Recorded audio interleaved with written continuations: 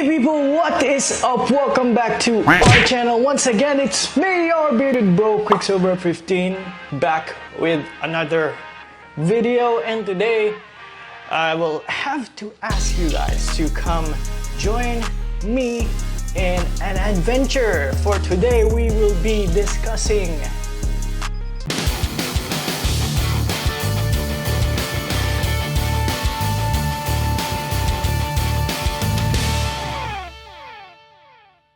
Lord of the Rings, the Rings of Power, of course, produced by Amazon, having a huge budget, as you may have heard. So yes, we'll be going in depth with some of the highlights of the series. So, you know, just spoilers ahead. So if you're not into that,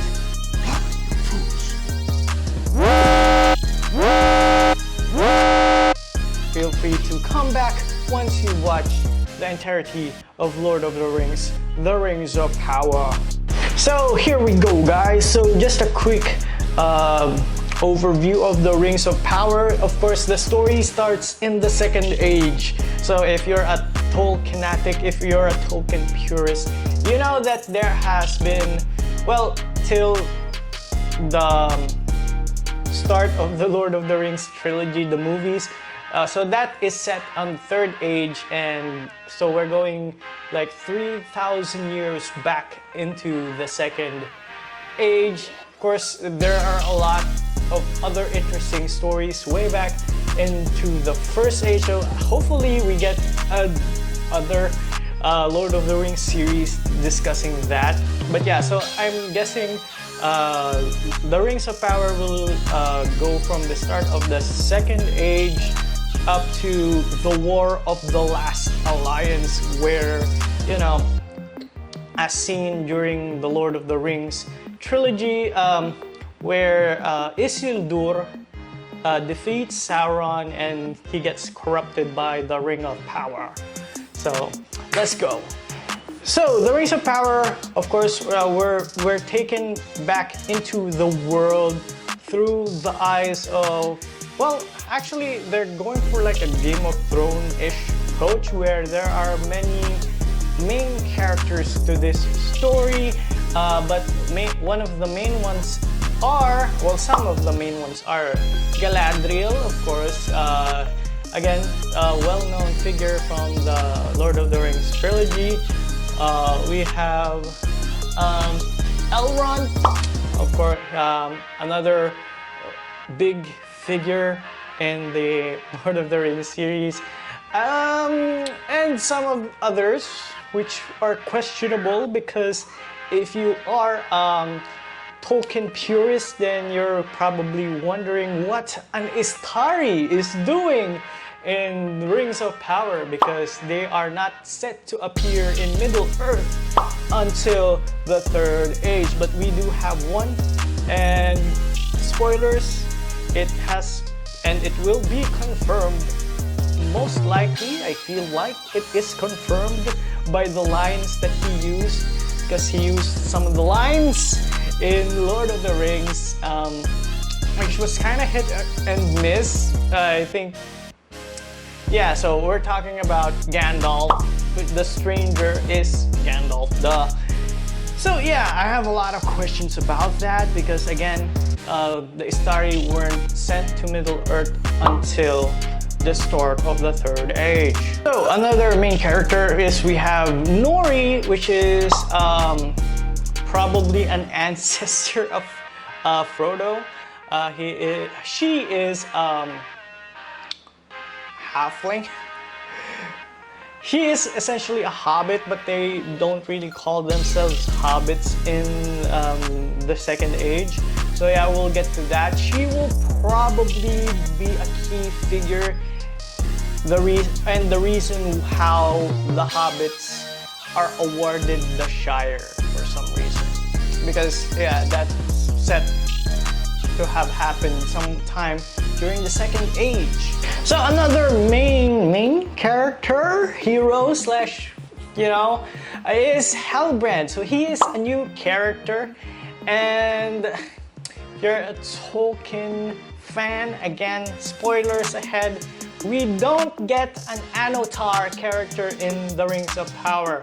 So I'm guessing they put this character Halbrand to surprise even the old school book readers who are expecting this Maiar called Annotar to guide the elves into crafting the Rings of Power. Although, again, I kind of like the surprise because near the finale of the show, they kind of teased somebody else to be Sauron, but then they went, you know, the right path and surprised us with this new character.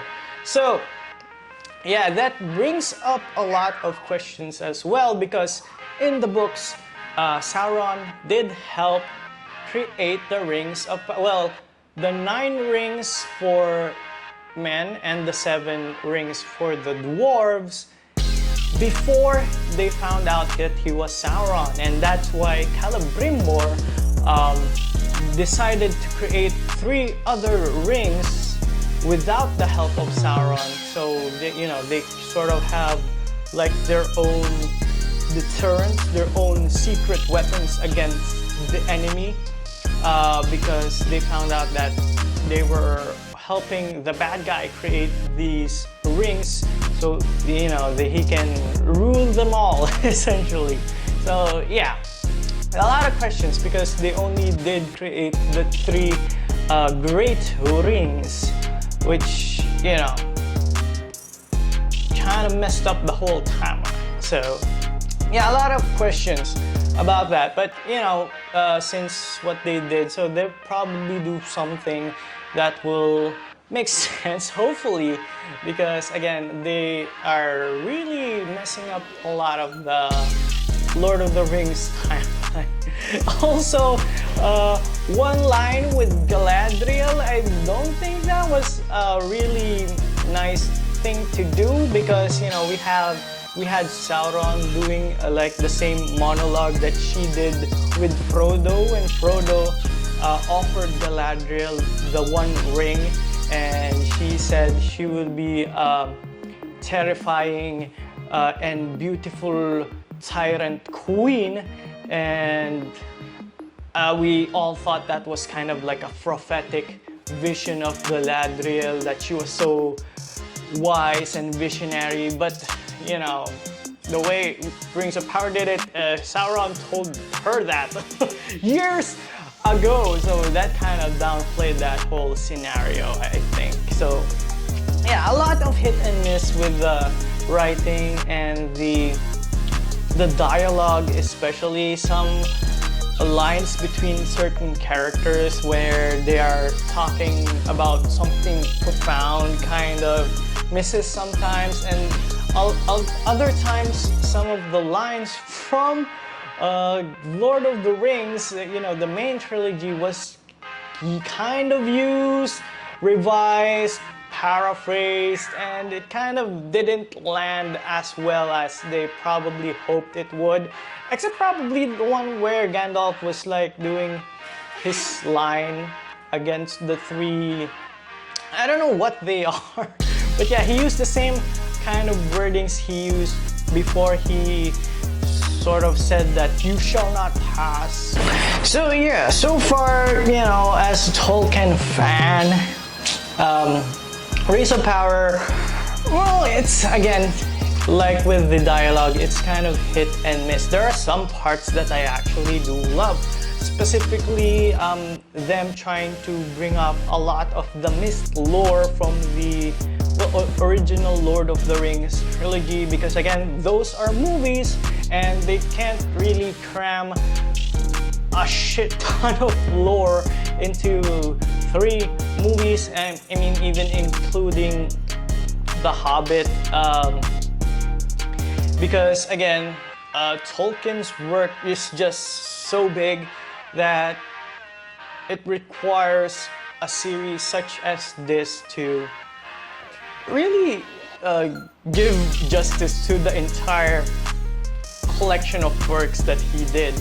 So yeah, I'm kind of happy that they're doing that, but again, they do miss some of the lines, the dialogue. Although the actors seem great, they do a great job. I really do like that they put Galadriel as the lead character of this series, which is such a unique take. Although, again, some Tolkien fans might be questioning the choice. So with the Rings of Power, they did add a lot of stuff with regards to the characters of Galadriel and Elrond. Of course, I think they're doing a lot of the dwarves justice by justifying the digging of Khazad Dûm, and not just say that, oh, the dwarves were greedy, that's why, you know, the Balrog came, and so on and so on. That's led to the collapse of their kingdom. So in the Rings of Power, they actually are justifying it by having Mithril buried deep with the Balrogs from a battle long ago. And hopefully they do Durin justice, because, you know, we kind of probably know how that will end, knowing that the Balrog's name is Durin's Bane. So yeah, eventually it will be a sad story, but yeah, at least now we sort of shed light that the dwarves aren't just some greedy little men in the mountain, and they actually tried to dig up Mithril to help the elves. So another new character in the Rings of Power is the character called Adar, because again in the books Sauron actually just hid away and disguised himself as a Maiar called Annatar. So many names. So yeah, the whole Adar killing Sauron, and you know, him meeting Galadriel and having this convoluted plot so he can get to Celebrimbor and, you know, help him create the Rings of Power. Well, only the last part actually was from the books, but you know, I kind of like their approach. Although, again, some of the dialogues between Galadriel and Halbrand, some of the times they don't hit as hard as they thought it should have. But yeah, I did like that there was this element of surprise, like, who is this character Halbrand? Who is the king of the Southlands? That was very interesting. And what will happen to him? Because so as far as we know, there is no character Halbrand. So will he die or something? Yeah, I like that they kind of added this character, so even the old school book readers will be surprised that, you know, since we are all looking for Adar, or this elf, or a Maiar who will help them, actually at some point a lot of us probably were thinking that the stranger, seemingly the only Maiar, although again they didn't come until the Third Age, is Sauron, and they kind of again did a little bit of teasing at the last episode with that. So with that said, Lord of the Rings of Power is actually one of the most beautiful fantasy series I've seen ever, period. It's better than, well, it's better looking. Again, we're going for the visual with such a huge budget compared to the rest. I will be surprised if the visuals suck. So yeah, a lot of points for the Rings of Power for, you know, just the visual spectacle itself. So again, everything is so beautiful compared to, well, what else is out there? House of Dragon, and I would say The Witcher. And what else? Wheel of Time? Yeah, so, yeah, those three, they were all good. Yeah, I mean, I think if we're going for the best story overall right now, I think that House of the Dragon is actually the best one in terms of story, but in terms of visual, again, we'll have to give it to the Rings of Power for just a stunning view of Middle-earth, Khazad Dûm, and the other locations that were just so beautiful and amazing to watch and look at. So they actually made it seem like the original trilogy of Lord of the Rings was the one made for TV in comparison. Although again, it was made like 25 years ago or something like that. So yeah, much points to the Rings of Power for the artistry and the world building. Although the opening sequence, I thought it would be better. I kind of saw a teaser for the opening sequence where they were melting metal, and I think that would kind of have been better. But they kind of used the sand pulsating thing. It's just also cool, but you know. Yeah, I think they could have done better as compared. Well, a lot of series nowadays have epic opening sequences. At the top of my head, I guess the best ones are the original Game of Thrones. Even House of Dragon has a very amazing opening sequence. Daredevil, Moon Knight, I think for the end sequence is very amazing.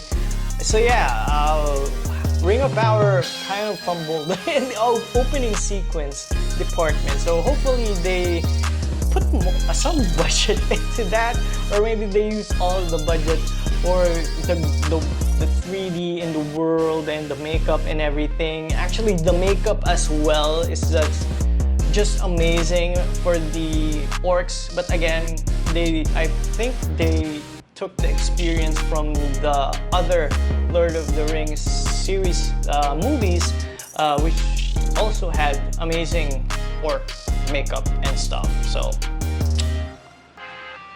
So other things I would like to say about the Rings of Power, again, you know, sometimes they try to, you know, use some lines from Lord of the Rings, again with Gandalf.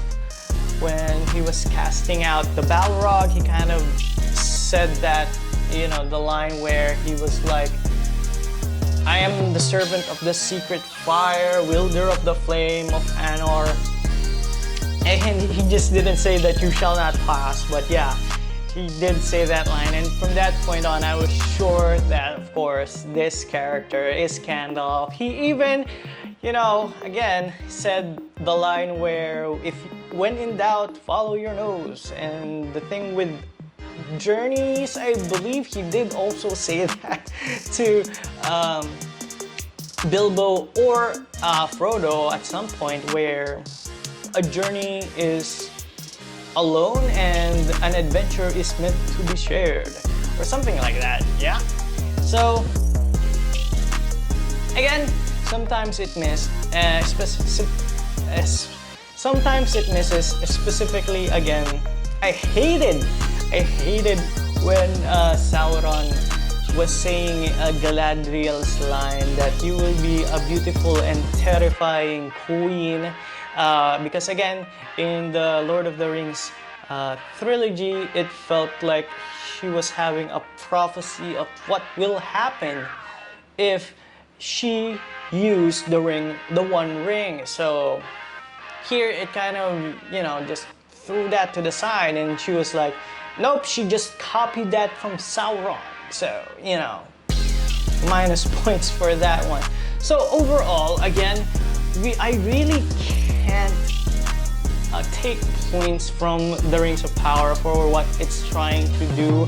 We'll have to see how they pull off creating the rest of the Rings of Power, Sauron, and then him giving it away to the dwarves and the men, and leading up to the War of the Last Alliance. So hopefully they do it justice.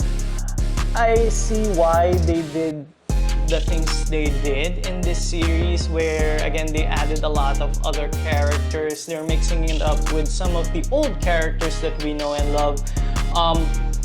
Some of that messing around with the known characters are kind of the ones that are lacking a bit, because again, if you're comparing it to the trilogy, some of the timelines really don't match up, and again, it downplays some of the things that happened in the trilogy for the sake of nostalgia and for the sake of having this character say that one line, because again, it's 3,000 years apart, and if you keep using that line, it kind of becomes like a catchphrase rather than an in-the-moment inspiring type thing that you say that you only thought of at the moment, and you have to say to inspire the rest of your party or whatever. So yeah, there's a lot of that. So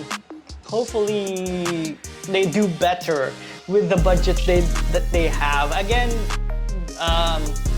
cinematography-wise, graphics-wise, Rings of Power is a solid 10 out of 10. But with the writing, the sloppy dialogue, yeah, a lot of it was hit and miss with the story and the writing. Again, if you're comparing it with the books and with even with just the movies, a lot of the timelines are off. So yeah, very questionable. So we're giving Lord of the Rings, The Ring of Power, just, you know, an 8 out of 10. I would give it a lower score, but you know, with such a beautiful set pieces, and it's just an amazing spectacle to watch, regardless of the sloppy dialogue sometimes. So yeah, we're keeping the score at an 8. So hopefully they do make it make sense in the next seasons, and it's definitely worth the watch if you're a Lord of the Rings fan. Probably not if you're a Tolkien purist. You'll probably be pissed and you'll say, well, the Maiar weren't sent until the Third Age. Something like that. So, and yeah, it can be annoying sometimes that they messed with the timeline, but again, for me, it's just fun to be back in Middle-earth and having new experiences with this character, new stories. Again, it is questionable why they chose the Second Age, because I would love to see the War of Wrath and the fall of Morgoth, even without Gandalf, even without Galadriel and Elrond and the whole cast of Rings of Power. I would love to see the First Age and the War of the Gods, and that seems to be more interesting. Hopefully next time.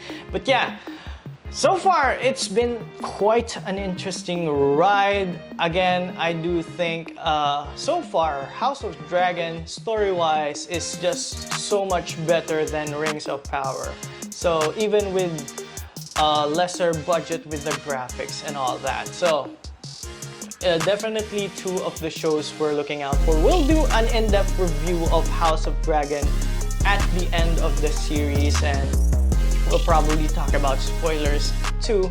So what do you guys think? Have you seen the House of Power, Lord of the Rings, The Ring of Power, and what do you think? If I did make some mistakes with the facts, you know, Tolkien lore is such a huge thing to discuss, so I probably messed up some facts here and there. Feel free to correct me down in the comment section below. So what do you guys think? Have you seen The Rings of Power, What do you think? Comment down below. And once again, it's me, your bearded bro, QuickSilver 15, signing off. Peace.